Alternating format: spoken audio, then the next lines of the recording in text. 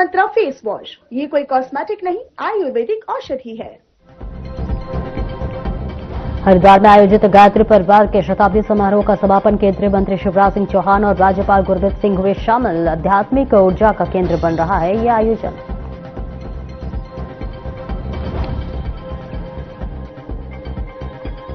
नैनीताल दौरे पर रहे मुख्यमंत्री पुष्कर सिंह धामी। कैचीधाम बाईपास का किया स्थलीय निरीक्षण। पीडब्ल्यूडी अधिकारियों से ली कार्य की प्रगति की जानकारी।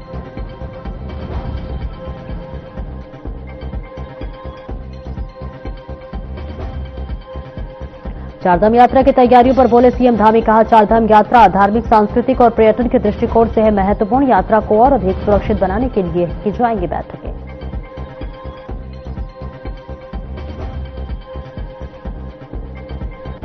कोटद्वार में 2 दिवसीय बर्ड फेस्टिवल का होगा आयोजन। 31 जनवरी से 1 फरवरी तक होने वाली आयोजन की तैयारियां जोरों पर। विधानसभा अध्यक्ष रितु खंडोरी ने दिए निर्देश।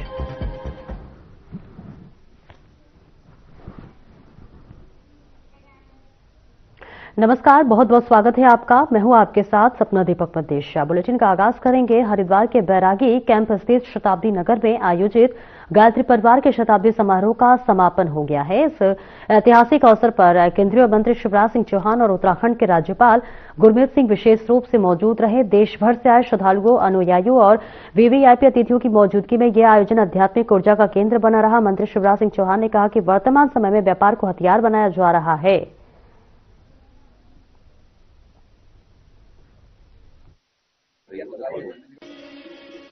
विश्व में चारों ओर अनिश्चितता है, अशांति है, अस्थिरता है। व्यापार को हथियार बनाया जा रहा है। तब ऐसे माहौल में ये भारतीय संस्कृति और विचार है जो संपूर्ण विश्व को शाश्वत शांति के पथ का दिग्दर्शन करा सकता है। अत्यंत सौभाग्य का दिवस है कि आज शताब्दी समारोह का समापन हुआ है। एक्चुअली तो ये समापन नहीं, ये श्री गणेश है नए युग का, एक युग के परिवर्तन का। आज अत्यंत खुशी हुई कि पूरे गायत्री परिवार, पूरे भारत, हर आत्मा ने 51 दिन की जो पूजा की, जो तप तपस्या की, जो सेवा की, जो कल्याण किया, उसका आज इकट्ठा बैठकर संकल्प लेने का क्षण थे।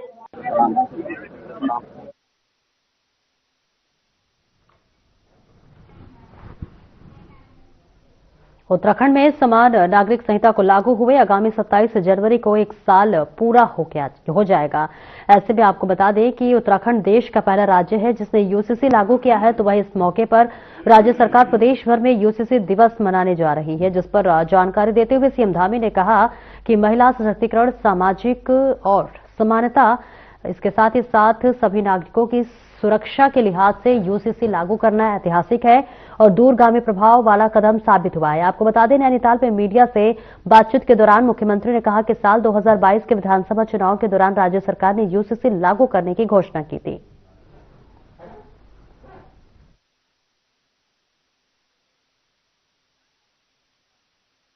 जब यूसीसी हम लागू करने की तैयारी कर रहे थे, हमने उसको विधेयक के रूप में विधानसभा में पारित किया। माननीय राष्ट्रपति महोदय का भी हमको उसमें स्वीकृति प्राप्त हो गई। तो तमाम तरह से जो मैं कहूं कि हर बात पर जो लोग विरोध करते हैं, अर्बन नक्सल गैंग, टूल किट और कांग्रेस के साथ मिलकर वो लगातार अफवाहें फैलाते थे, लोगों के बीच में संदेह पैदा करने का काम करते थे और किसी न किसी बहाने कहते थे कि हम किसी वर्ग विशेष के लोगों को टारगेट करने के लिए यूसीसी लाए हैं।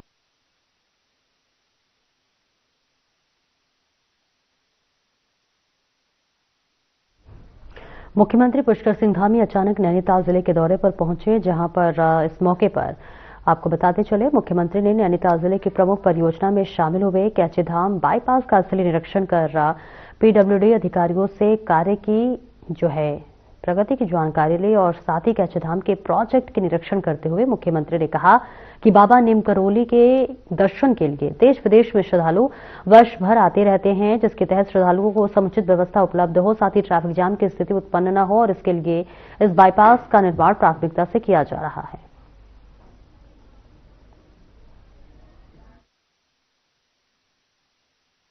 देखिए, चूंकि पूरे इस मानसखंड क्षेत्र में और विशेष रूप से हमारे यहाँ कैचीधाम नीम करोली बाबा के स्थान पर आने वाले लोगों की संख्या काफी बढ़ गई है इन सालों में, और उसके कारण से जो आगे का ट्रैफिक चलता है उनके लिए काफी असुविधा होती है, जाम का सामना करना पड़ता है और कई घंटे लग जाते हैं रानीखेत जाने वालों को, अल्मोड़ा जाने वालों को, या बागेश्वर जाने वाले, कौसानी जाने वाले, या मैं कहूँ कि इधर से पिथौरागढ़ का भी रास्ता यहाँ से होकर जाता था, जागेश्वर धाम से लेकर अनेक स्थान इस रास्ते से ही होकर जाते हैं। तो ये पुल बन जाने से और इस प्रकार का ये बाईपास बन जाने से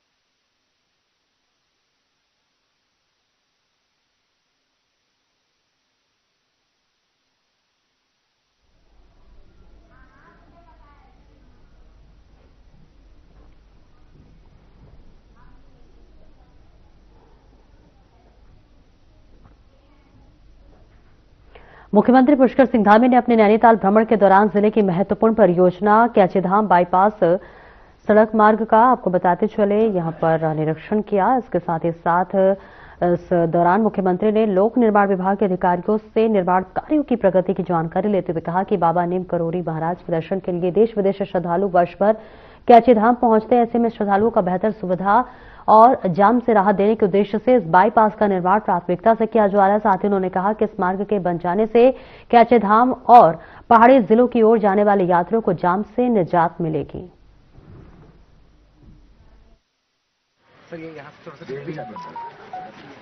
देखिए, क्योंकि पूरे इस मानसखंड क्षेत्र में और विशेष रूप से हमारे यहाँ कैचीधाम नीम करोली बाबा के स्थान पर आने वाले लोगों की संख्या काफी बढ़ गई है इन सालों, और उसके कारण से जो आगे का ट्रैफिक चलता है उनके लिए काफी असुविधा होती है, जाम का सामना करना पड़ता है और कई घंटे लग जाते हैं रानीखेत जाने वालों को, अल्मोड़ा जाने वालों को, या बागेश्वर जाने वाले, कौसानी, या मैं कहूँ कि पिथौरागढ़ का रास्ता यहाँ से अनेक किसान पर जाते हैं।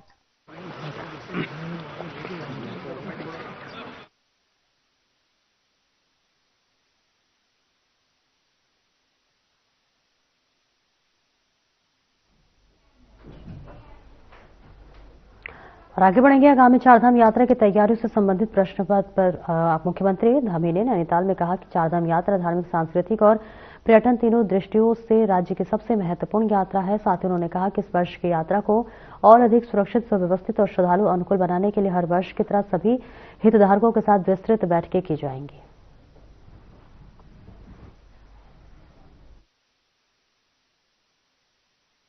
चारधाम यात्रा हमारी बहुत महत्वपूर्ण यात्रा है, और उत्तराखंड की दृष्टि से मैं कहूँ तो ये हमारे राज्य के लिए लाइफलाइन है। उसके कारण से बहुत बड़ा धार्मिक पर्यटन हमारे राज्य के अंदर होता है, बड़ी संख्या में लोग आते हैं और उससे बड़ी श्रद्धा और आस्था की यात्रा है।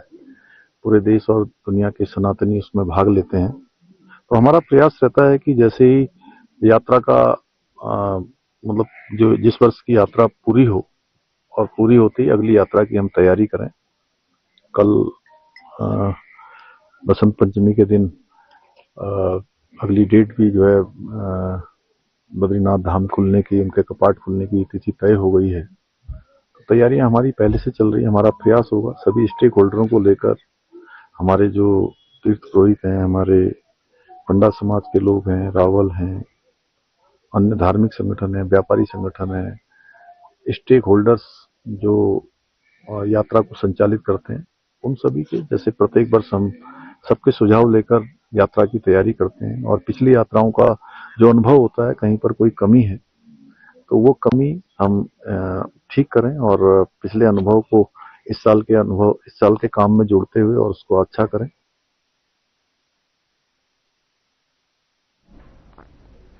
मुख्यमंत्री पुष्कर सिंह धामी समर्पण society for health research and development द्वारा देहरादून में बाल विवाह की रोकथाम के लिए संचालित बाल विवाह मुक्ति रथ का फ्लैग ऑफ किया। इस दौरान सीएम ने कहा कि यह रथ एक जन जागरूकता अभियान के रूप में कार्य करेगा, जिसका उद्देश्य दूरस्थ ग्रामीण एवं उच्च जोखिम वाले क्षेत्रों तक पहुंच बनाकर बाल विवाह जैसे सामाजिक कुरीति के विरुद्ध समयबद्ध, सघन एवं प्रभावी संदेश जन जन तक पहुंचाना। ये अभियान 8 मार्च 2026 तक संचालित किया जाएगा, जिसके अंतर्गत विभिन्न गांव, शहरी बस्तियों, स्कूलों, पंचायतों, आंगनबाड़ी केंद्रों और सामुदायिक स्थलों पर नुक्कड़ नाटक, संवाद सत्र, शपथ कार्यक्रम, परामर्श शिविर, आईईसी सामग्री वितरण और जनसंवाद जैसी गतिविधियां आयोजित की जाएंगी।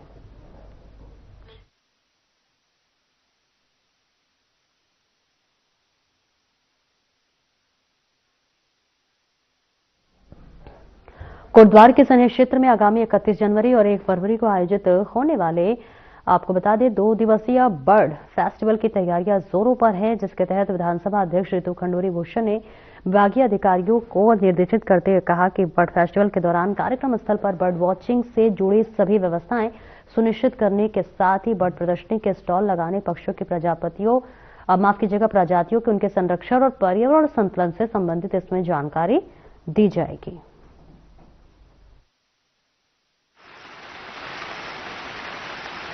आप जानते हैं कि इस इलाके में, खासकर कोटद्वार का ये जो इलाका है, यहाँ पर 400 से ज्यादा तरह की बर्ड्स पाई जाती हैं और एक बार पहले यहाँ सनेह फेस्टिवल हो चुका है। मेरा निवेदन सरकार से यही था कि इसको किसी तरह से हम या तो फॉरेस्ट के कैलेंडर में या टूरिज्म के कैलेंडर में इस चीज को डालें और रेगुलर बेसिस पर यहाँ पर बर्ड वॉचिंग हो, बर्ड ट्रेल्स हो, ताकि हमारे एक तो बच्चों को एम्प्लॉयमेंट्स मिले, कोटद्वार का इकोनॉमी का बूस्ट हो, इन्वायरमेंट प्रोटेक्शन हो।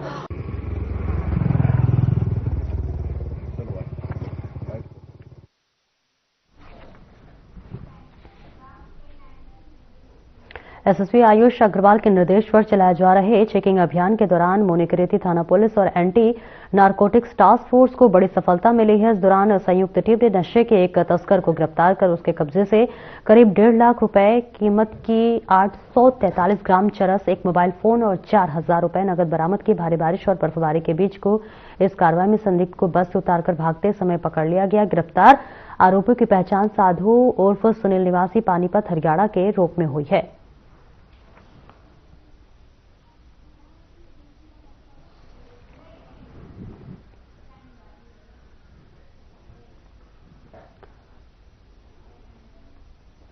और एक ब्रेक के लिए रोकेंगे, जल्द लौटते हैं।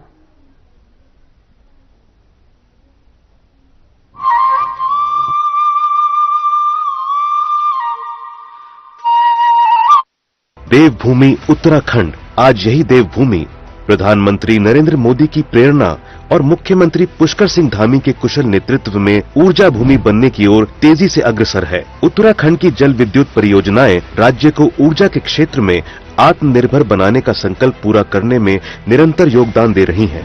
राज्य में जल विद्युत परियोजनाओं के द्वारा 2000 मेगावाट से अधिक बिजली का उत्पादन हो रहा है, जबकि 8000 मेगावाट क्षमता वाली परियोजनाओं पर तेजी से कार्य जारी है। लघु जल विद्युत परियोजनाओं ने भी ऊर्जा उत्पादन में उल्लेखनीय इजाफा किया है। उत्तराखंड हरित ऊर्जा के क्षेत्र में भी तेजी से आगे बढ़ रहा है। 13 मार्च 2023 को लागू उत्तराखंड सौर ऊर्जा नीति का उद्देश्य 2027 तक उत्तराखंड में 2500 मेगावाट सौर उत्पादन का है। राज्य में सौर ऊर्जा उत्पादन को प्रोत्साहित करने के लिए राज्य सरकार ने सिंगल विंडो प्रणाली के साथ ही लैंड यूज बदलाव के शुल्क में छूट की भी घोषणा की है। मुख्यमंत्री सौर स्वरोजगार योजना के माध्यम से 20 से 200 किलोवाट तक के सोलर प्लांट लगाने के लिए प्रोत्साहन दिया जा रहा है। सौर ऊर्जा के बेहतर उपयोग के लिए बैटरी स्टोरेज परियोजना की पहल भी की गई है। इस साल की शुरुआत में मैंने ये प्लांट लगवाया। इस प्लांट के लगने के बाद मैं देख रहा हूँ कि हमारा जो बिजली का बिल है वो आ ही नहीं रहा है। इस ग्लोबल वार्मिंग के दौर में जहाँ लोग बिजली की इतनी खपत हो रही है, इस योजना का लाभ लें। जब हमारा बिल, मेरा बिल जो खुद देखता था मैं कि 1500, 1700, 1800 तक बिल आ जाता था, तो आज आप देखिएगा अभी तक मैंने 1 रुपये भी पेमेंट नहीं किया है। तो निश्चित ही है कि ये बहुत अच्छा स्कीम है। अब उत्तराखंड में भूतापीय ऊर्जा नीति को भी मंजूरी मिल चुकी है। इस नीति के अंतर्गत उत्तराखंड के जियो थर्मल स्प्रिंग्स के जरिए ऊर्जा उत्पादन की राह प्रशस्त होगी। उत्तराखंड सरकार का लक्ष्य है उत्तराखंड को देश के ऊर्जा मानचित्र पर अग्रणी राज्य के रूप में स्थापित करना।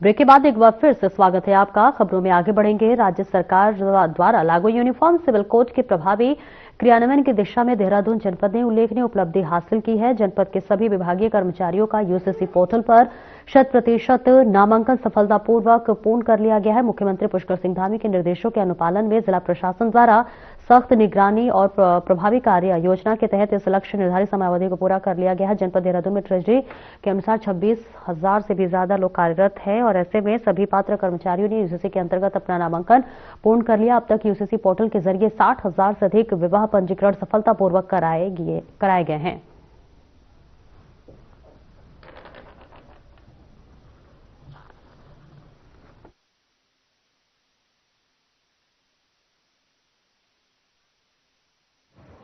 देखिए, जैसे आपको पता ही है, हमारे ऑनरेबल सीएम सर का ये डायरेक्शंस पे हमने ये यूसीसी का यहाँ पूरा जो कार्य पूरे जनपद में चल रहा है, इसके क्रम में 27 तारीख को हम यूसीसी दिवस का भी आयोजन कर रहे हैं। हमारे जनपद में जितने भी विभाग हैं, जो भी इसमें 2010 के बाद मैरिड लोग हैं, उनका हमने 100% इसमें रजिस्ट्रेशन ऑलरेडी हो चुका है। बाकी हमने काफ़ी फील्ड लेवल पे प्रचार प्रसार करके काफ़ी फील्ड लेवल पे भी हमारी अच्छी प्रगति आ गई है। मोर देन 60,000 मैरिज रजिस्ट्रेशन अभी तक हमारे हो गए और भी चीज़ों में हम इसमें रजिस्ट्रेशन तत्काल और जनरल उसमें कर रहे हैं और इसमें ज़ोरों शोरों से काम चल रहा है और सभी लोग इसमें टाइमली इसको अचीव करने में कोशिश कर रहे हैं।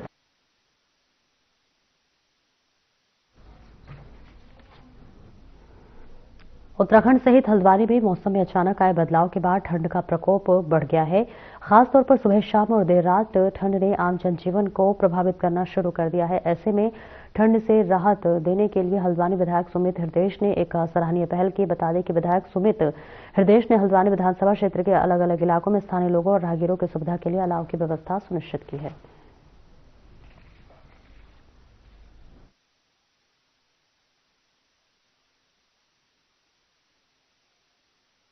नहीं, पूरे क्षेत्र जो सबसे देखिए प्रमुख चौराहे हैं, उन क्षेत्रों में, सारे क्षेत्रों में, और जहां पे विशेषतम जो गरीब आबादी रहती, क्योंकि आप देख रहे हैं बर्फबारी बड़ी पहाड़ों में हुई है और शीतलहर का फिर से पुनः आगाज हुआ है और ये थोड़ा सा हम लोग की तरफ से एक छोटा सा सहयोग है आम जनमानस के लिए और अलाव लगातार हम लोगों ने हर वर्ष पूरे क्षेत्र में बंटवाए। और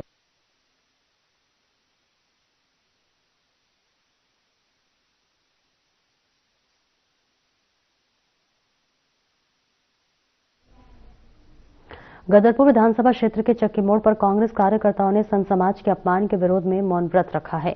बताते चले कि मौन व्रत स्वामी अभिमुक्तेश्वरानंद सरस्वती के नेतृत्व में आयोजित किया गया, जिसमें कार्यकर्ताओं ने उत्तर प्रदेश सरकार के खिलाफ शांतिपूर्ण विरोध जताया। जांच दौरान कांग्रेस कार्यकर्ताओं का कहना है कि संत समाज के सम्मान से कोई भी समझौता बर्दाश्त नहीं किया जाएगा और दोषियों के खिलाफ कहीं कड़ी कार्रवाई की मांग की है।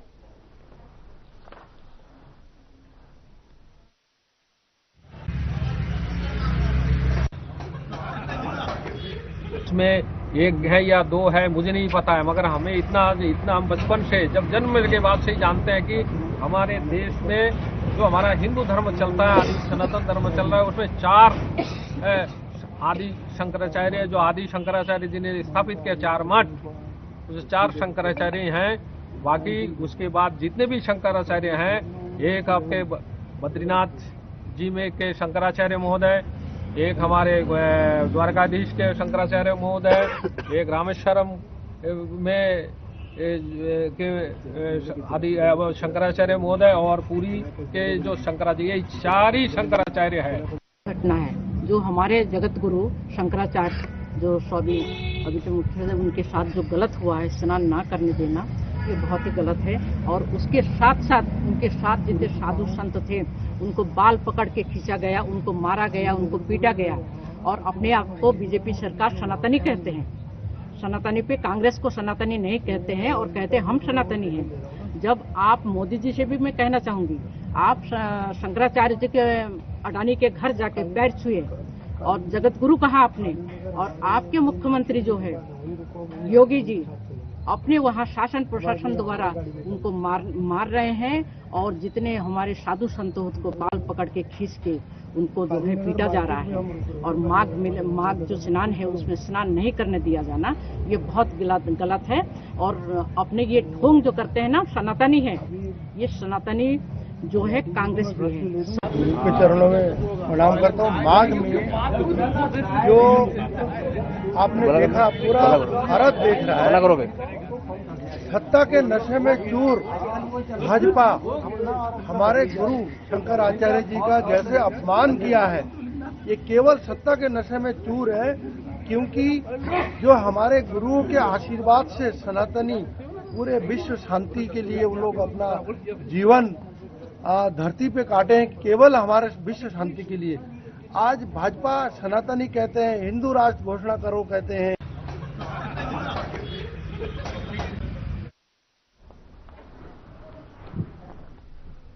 सतहत्तरवें गणतंत्र दिवस के अवसर पर देहरादून के परेड ग्राउंड में आयोजित होने वाले भव्य समारोह की तैयारियां तेजी से जारी है। राष्ट्रीय पर्व को गरिमामय और सुव्यवस्थित ढंग से संपन्न कराने के उद्देश्य से मुख्य विकास अधिकारी अभिनव शाह ने कार्यक्रम स्थल का निरीक्षण कर विभिन्न व्यवस्थाओं की समीक्षा के नोडल अधिकारियों को सौंपे गए दायित्वों को निष्ठा और समयबद्धता से निर्वहन सुनिश्चित करने के निर्देश दिए। उन्होंने स्पष्ट किया कि व्यवस्थाओं में किसी भी प्रकार की त्रुटि नहीं होनी चाहिए और प्रवेश व्यवस्था का सुचारू रूप से रखने के लिए अलग अलग व्यवस्थाएं की गई हैं।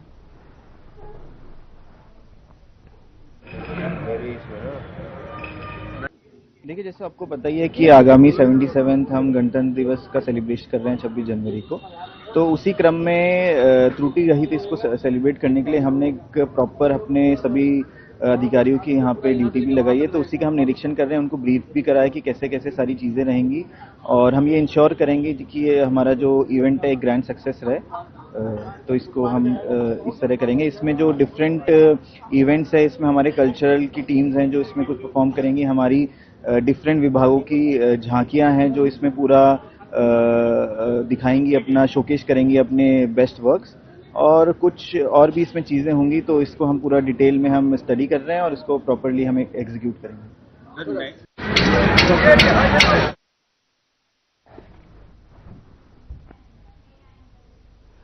गणतंत्र दिवस की परेड को लेकर तैयारियां जोरों पर है। इस बार परेड ग्राउंड में आयोजित होने वाले मुख्य समारोह में विभिन्न विभागों की आकर्षक झांकियां लोगों का ध्यान आकर्षित करेंगी। हर वर्ष की तरह इस बार भी अलग अलग विभाग अपनी योजनाओं और उपलब्धियों की झांकी के माध्यम से प्रस्तुत करेंगे, जिनमें से श्रेष्ठ झांकी को सम्मानित भी किया जाएगा।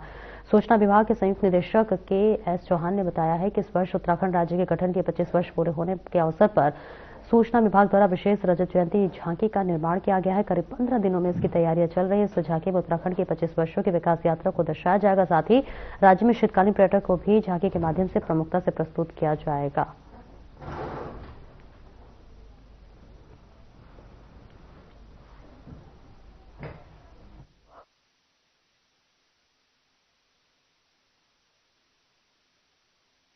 दिवस की परेड में जो परेड ग्राउंड देहरादून में आयोजित होने वाली है, उसमें सूचना विभाग की भी झांकी रहेगी। और सूचना विभाग की जो झांकी इस वर्ष है वो है राज्य गठन का जो रजत जयंती है, उस अवसर पे हम लोगों ने झांकी का निर्माण किया है। जो पिछले 25 सालों में जो विकास की यात्रा रही है, विषय वो है। और साथ ही विंटर टूरिज्म को भी हमने झांकी में दिखाया है। तो झांकी को आप 26 जनवरी को परेड ग्राउंड में देखेंगे। निश्चित रूप में सूचना विभाग की जो झांकी पिछले 15 दिन से तैयार हो रही है और 25 तारीख तक दिन तक झांकी तैयार हो जाएगी।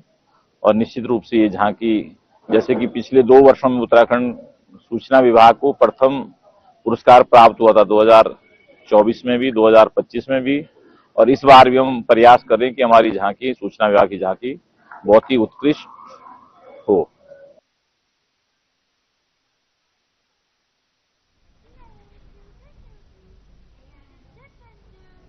फिलहाल इस बुलेटिन में इतना ही। नमस्कार।